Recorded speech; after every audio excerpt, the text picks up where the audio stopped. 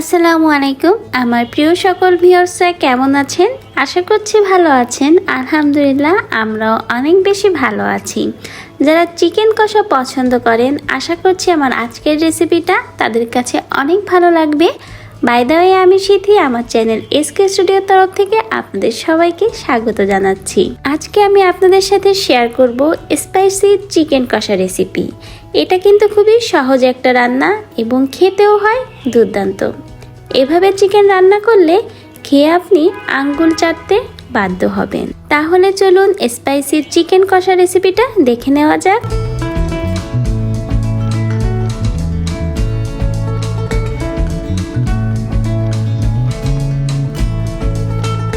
চিকেনের রেসিপিটা করার জন্য চিকেনের সাইজটা কিন্তু একটু বড় করে কেটে নিতে হবে। আমি কিন্তু চিকেনটা ভালো করে কেটে ধুয়ে পরিষ্কার করে নিয়েছি।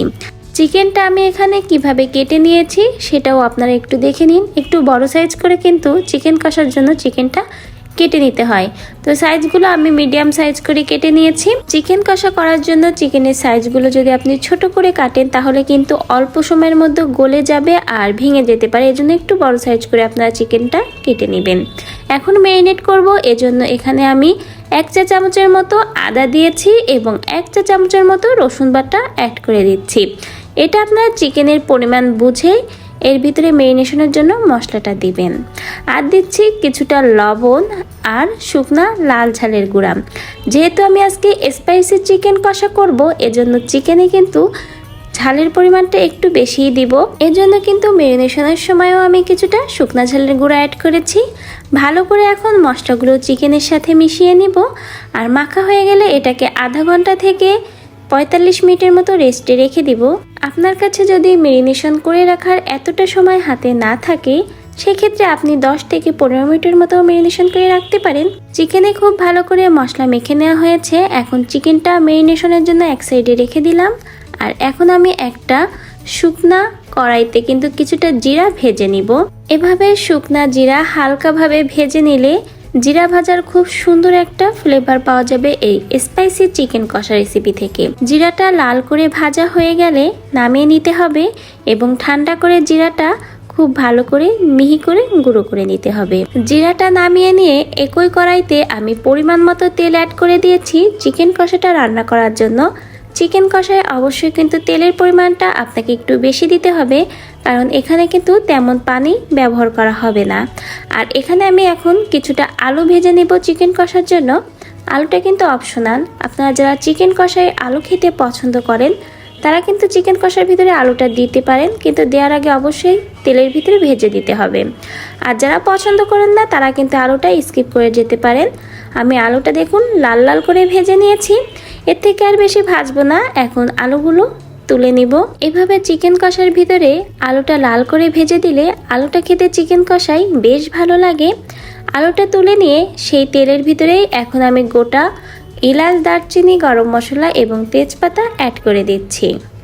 এটাকে হালকা একটু লাল করে ভেজে নিব। গরম মশলাটা ভাজা হয়ে গেলে এখন এর ভিতরে আমি 3-4টার মতো পেঁয়াজ একসাথে কুচি করে দিয়েছি কিউব করে।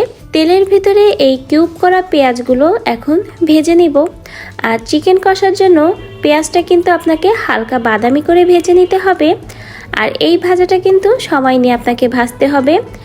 আর ভাজার সময় যদি আপনার মনে হয় তেলটা কিছুটা কম হয়েছে সেই ক্ষেত্রে কিন্তু আপনি এখন আবারও কিছুটা তেল অ্যাড করে দিতে পারেন, কারণ আলু ভাজার সময় কিন্তু আলুতে অনেকটাই তেল টেনে নিয়েছে। এজন্য এখানে আমি আরও কিছুটা এক্সট্রা তেল অ্যাড করে দিয়েছি।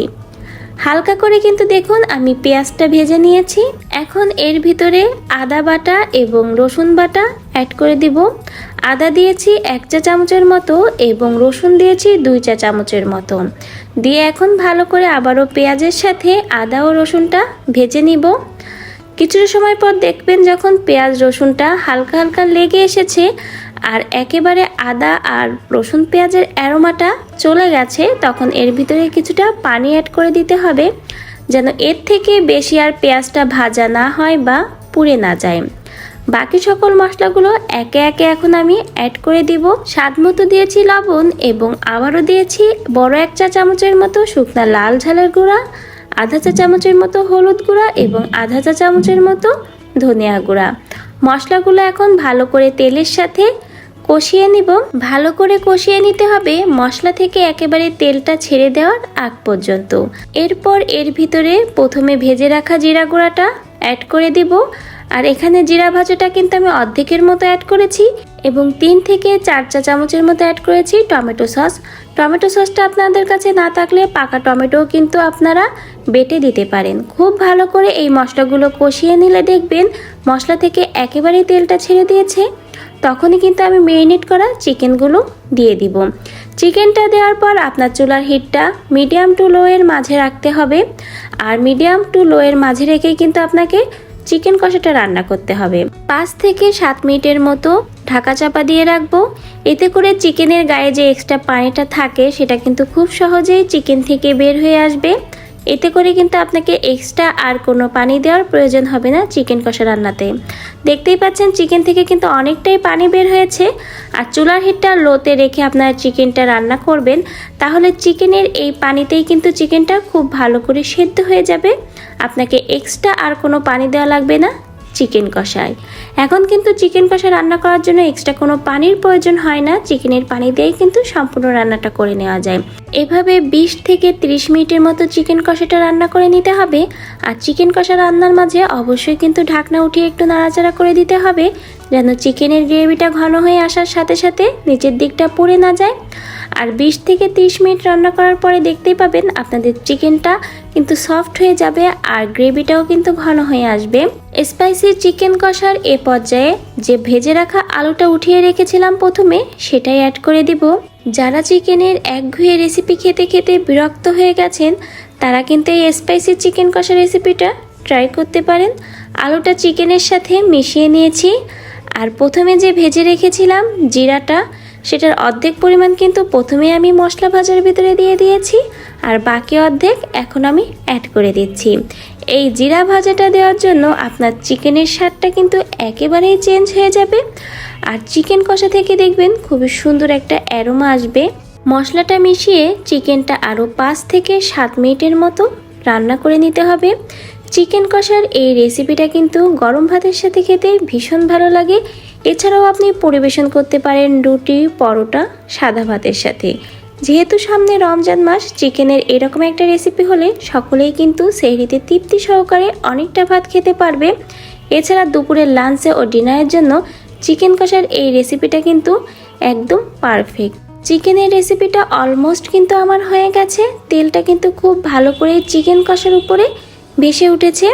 আর চিকেন কষাটা এখন নামিয়ে নিব আর গরম গরম পরিবেশন করে নিব। যারা চিকেনের একঘেয়ে রেসিপি খেতে যাচ্ছেন না, ভিন্ন কিছু ট্রাই করতে যাচ্ছেন, তারা অবশ্যই এই স্পাইসি চিকেন কষা রেসিপিটা ট্রাই করবেন। পরিবারের সকলে কিন্তু খুবই পছন্দ করবে এবং তৃপ্তি সহকারে খাবে।